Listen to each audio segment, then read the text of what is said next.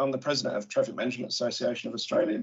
I've been involved in the traffic management industry for 18 years. 10 of those have been as a board member of TMAA and was instrumental in the formation of TMAA in 2011 with the amalgamation of state bodies into a national body.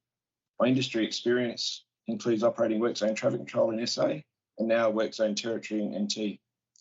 Over the past 6 years, I've worked with Austroads and Australian Standards as part of National Work Group for the AS 1742.3 review and the creation of the Austroads Guide to Temporary Traffic Management. I'm passionate about the safety and the value of all traffic controllers and fight every day to improve our credibility with clients and the public to achieve safer, more productive work sites. TMAA has a national board consisting of members from each state. Our CEO, Louise Van Ristel, works with part-time secretariats and accounts people and a promotional team to foster association advocacy and growth. Our industry is only 20 years old. We've been constructing roads and buildings for hundreds of years. I guess in the past there was less cars, more patience, more common sense and no mobile devices. Our industry boasts about 300 traffic management businesses and TMAA membership incorporating the largest companies through to national, multi-state companies to mum and dad operations. As you may know, the barriers to entry in temporary traffic management are quite low. A Workzone traffic management ticket takes a couple of days and $1,000 or so, a ute and a few signs and off you go. In some states, you're qualified to do anything in temporary traffic management. You can even register to be on the Road Authority pre-qual, complete the forms and you get a P plate. And in time, the P plate might get removed and no further checking is done. In 2020 through 2021 and this year, TMAA commissioned an industry survey through the Australian Road Research Board, which showed our injury and safety metrics data for the past year. Unfortunately, some of our industry participants still see information as a bit secret, so it's difficult to obtain all the information. In addition, traffic management falls into different statistic categories, and depending on the data and the jurisdiction, so it's very hard to get data that's accurate for our industry. Last year, TMAA began an industry white paper, the data source from governments and annual survey, and we'll keep working on that and putting that out to the public and showing where our industry is really at. Estimates provided to Austroads project in 2018 showed national temporary traffic management workforce was likely to be in the order of 200,000 individuals. Each year in Australia, traffic management is at the forefront of any works on sites, including construction, infrastructure, roads, utility, events, emergency, recovery and health. We've been pivotal in the COVID pandemic, testing across the country, as well as natural disaster events, of which there have been many. Our involvement in things other than construction is often forgotten. Our white paper will continue to describe the extent of those activities and costs, not only for traffic management, but for government, predicting spending on infrastructure. The consequent increase in spending leads to an increased risk to traffic controllers as a result. The data collected around safety metrics so far indicates our incidents are low and the severity is low. Our problem is, on the occasions our workers get hit on the road, the result is severe. We're still collecting vehicle data, but there are around 200,000 traffic controllers. There's probably around 100,000 vehicles, and our members all want them on the road as much as possible. So we're getting to be quite a big industry. Consider a traffic control ute is around 35,000 to set up. Traffic control truck might be around 60,000. Truck manned attenuators probably around 250,000. The cone deployment truck around 150,000. VMS boards are about 26,000 each. Each cone we have out on the road is about $16. Each 600 by 600 temporary traffic management signs about $20. An arrow board's $3,500. So there's a fair bit of money that's tied up in getting set up. This slide's something we got out of our recent survey. It's interesting, I guess, from this that we've got just under 200,000 traffic controllers noted there. But the interesting part of this slide is everyone does it differently. And in fact, we haven't been able to get information for Tasmania and Victoria to add to these numbers, which points back to some of our harmonisation issues. Austroads reports there are 18 to 22 fatalities in roadwork sites across Australia each year. This figure includes worker deaths and public accident deaths. There's been 6 traffic controllers in the last 3 years that didn't get to go home to their families after work. As Sarah's Peter Fraser says, everybody has the right to get home safe to their families every day, no exceptions. The Austroads study of our industry, which showed a lack of consistency created by a lack of competent training, was crucial to the temporary traffic management performance, compliance and safety. The project to harmonise the temporary traffic management industry began. This is where we started with the review, the Australian Standards 1742.3, And we removed all of the instructional material out of that because instructions don't belong in standards. And then we developed the Australian Guide to Temporary Traffic Management. So in December 2019, the standard was released, the reviewed standard. And then right after that, the Australia's Guide to Temporary Traffic Management. To date, all jurisdictions have adopted the AGTTM in some fashion, albeit some minor differences or levels of progress. Each state has different legislation around their Road Traffic Act or whatever they have. It's difficult to get that legislated into some of those areas and how they do that. By December 2022, the Australia's training material will be available for RTOs to use. Keep in mind that this will be the same training material developed and issued by Australians. Every RTO will be operating from the same training material for the same qualifications anywhere in Australia. Whilst this is in progress, so is the National Traffic Management Company Pre-Qualification Scheme. There will also be the ability to review a list of companies that meet the requirements of your job, knowing that they have been qualified for capacity and viability because they're on the list.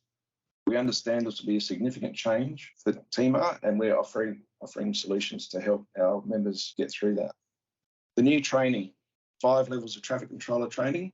So there'll be traffic controller for category 1 and 2 roads, traffic management implementer for category 1, 2 and 3 roads, and then designer, traffic management designer for category 1, 2 and 3 roads. Each level will have practical experience component. Refreshers will require proof of working at that qualification level prior to refresher. This will get adopted in different ways across the jurisdictions. Essentially, this is the backbone of the harmonised training.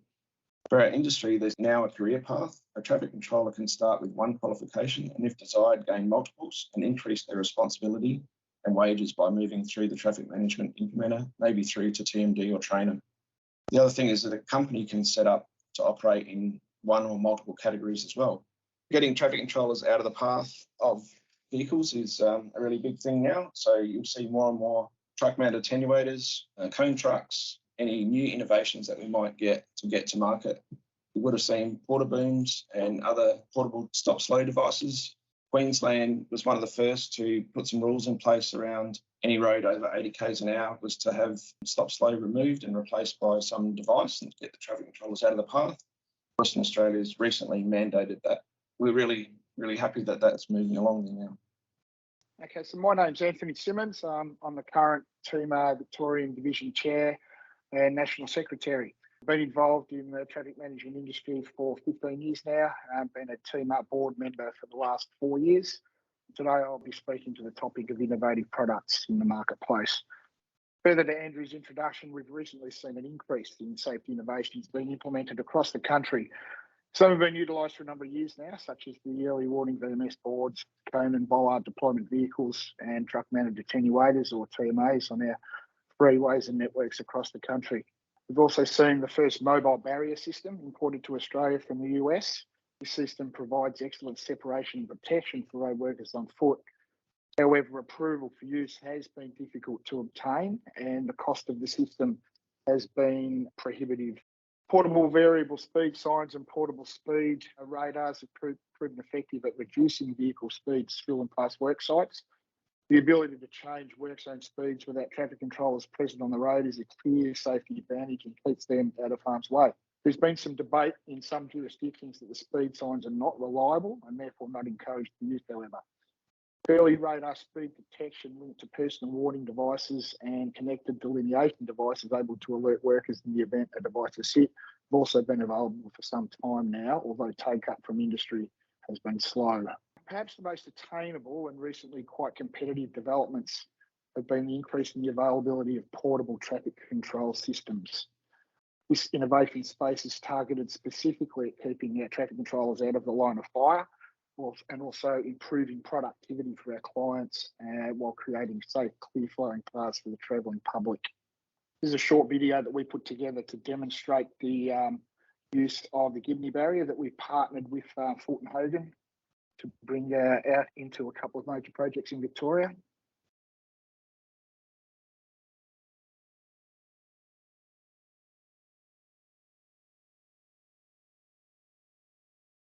As you can see, it keeps the traffic control out of the line of fire.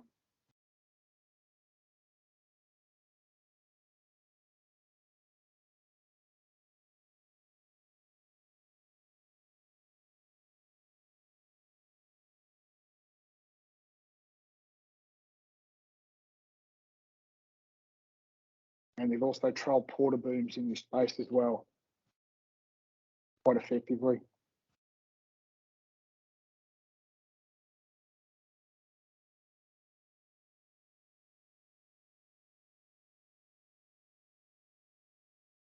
As you can see, though, Fulton Hogan have been leading the push to remove traffic controllers from the line of fire and industry in Victoria. Civil Training Australia have worked closely with Fulton Hogan to develop new verification of competency courses to ensure that all the traffic controllers on site are properly trained in the deployment and use of their kidney barriers, the porta booms, and the e-stops. This is a video of a cone truck, a cone deployment vehicle in action.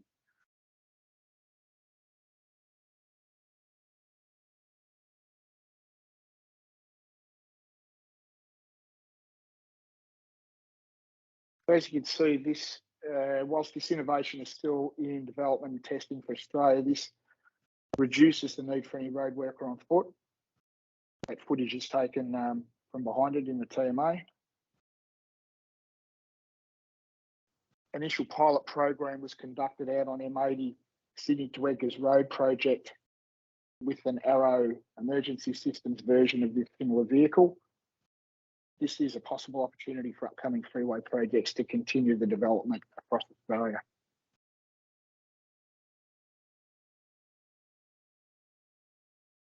Yeah, so just to finish off, we ran a media campaign around Your Speed is Our Safety, a series of 3 videos that highlighted the risks around traffic management and what happens out there. That was supported by the NT government and then also the Tasmanian government. It's been ran right across Australia in various media. Hopefully some people have seen that and start thinking about what we're doing a bit more. For us, that's it for Traffic Management Association. Hope you enjoyed what you heard, and if there's any questions, please let us know.